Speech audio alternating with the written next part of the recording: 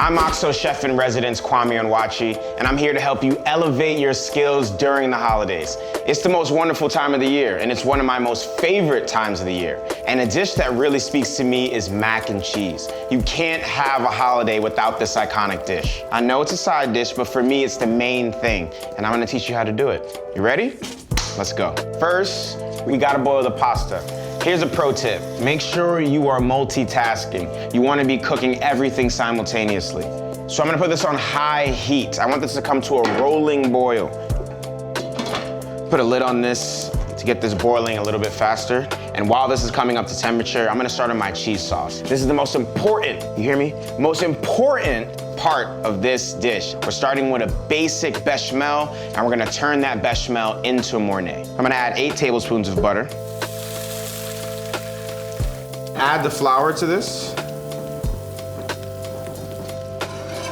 Now we're gonna create a roux here. We're gonna create a blonde roux, meaning we don't wanna toast it all the way. The different degrees in color and roux really affects the flavor of the dish, but most importantly for this dish, it affects the thickening agent.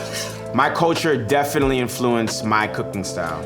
Being Nigerian, Jamaican, Trinidadian, and Creole, there's so many different influences. I even lived in Nigeria for a short period of time, and I've really learned to respect where our food comes from and what it takes to even cultivate it. So before I add my milk, I'm gonna add some garlic. That's gonna give this a nice flavor. I can't personally have any savory dish without garlic. You wanna continue to always build your flavors, layer them. So make sure you're seasoning things all the way throughout. I'm gonna add a little bit of salt to this. The color of this roux is getting close to where I want it. It's like a light blonde. And now I'm gonna add in my milk. So I'm gonna add it in small batches while whisking. That way it doesn't form lumps. See how it thickens up already? It's science.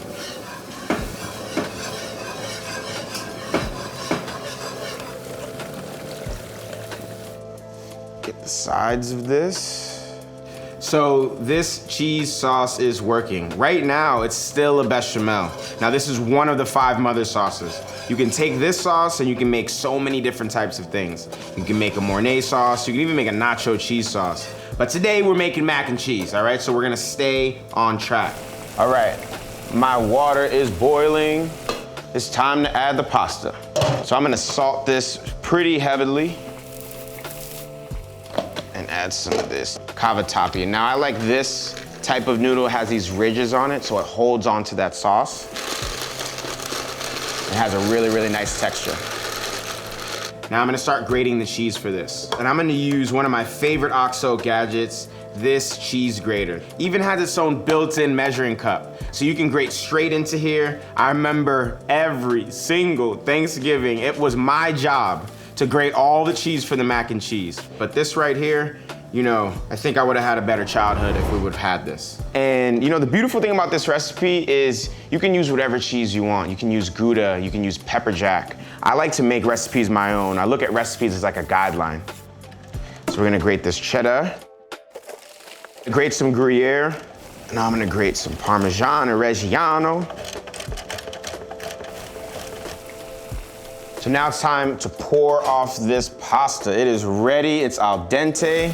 So I'm just gonna pour this off.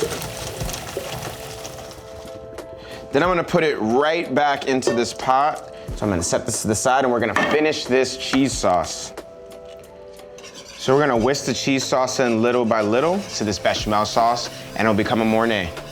Now the reason that we use that roux is because it helps this cheese emulsify into a stabilized sauce. That way it's not grainy, it doesn't get oily and break. It's perfect for this mac and cheese and it's gonna help bring all these flavors together.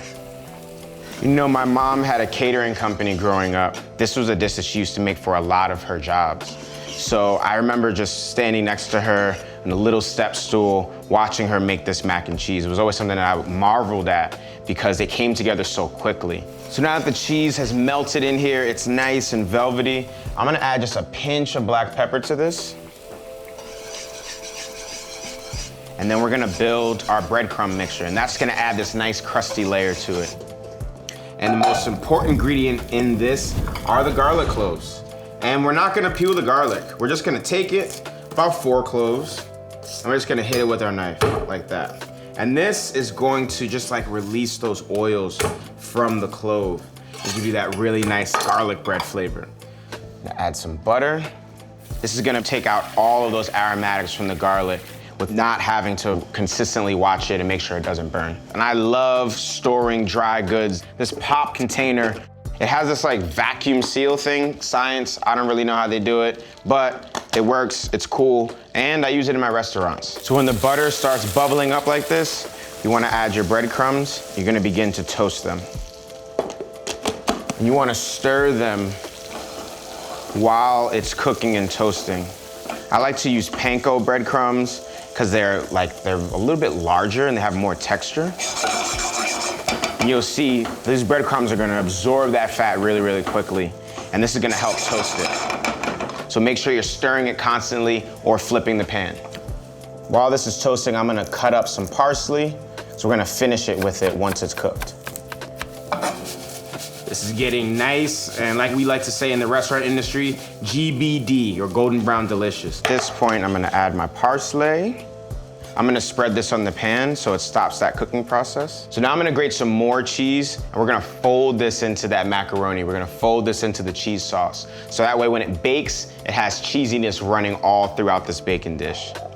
So for this recipe, you know, there's a lot of grating. There's a couple different steps. There's the sauce that you make. You have to boil the pasta. You have to grate like 4 different types of cheese.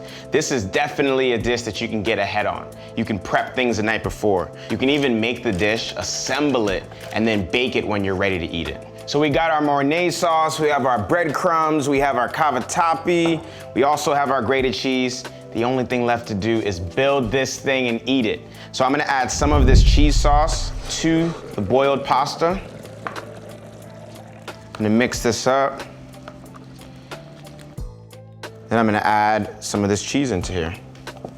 Don't add all of it because you wanna layer it also in between this and put a layer on top. Just sprinkle some Creole spice in here. Now, Creole spice is not an ingredient you always find in mac and cheese, but there's so many layers of flavor within Creole spice. I'm gonna add the mac and cheese. Oh my Lord. Now you just wanna spread the cheese. Sprinkle the cheese. I'm gonna finish with a little bit more of this cheese sauce. This thing gets messy, but that's all right. Make sure when you're putting the breadcrumbs on, you're avoiding those garlic cloves. You can save them for later and spread them on toast. So cover this generously with breadcrumbs. It's honestly one of my favorite parts of baked mac and cheese. And we're gonna pop this in the oven for about 30 minutes. I'm gonna put it in at 400 degrees.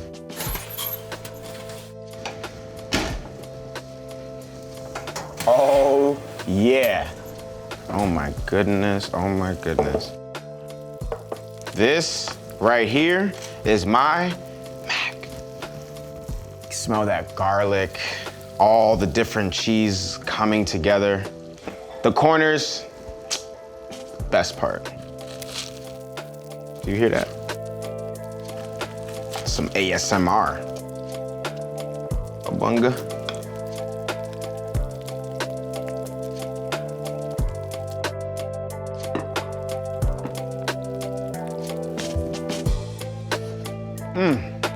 I don't think mac and cheese gets the respect it deserves. It's not a side dish, it's a main dish. So I hope you learn to elevate your dishes, especially with OXO. I'm OXO Chef in Residence Kwame Onwuachi. Enjoy your holidays, until next time.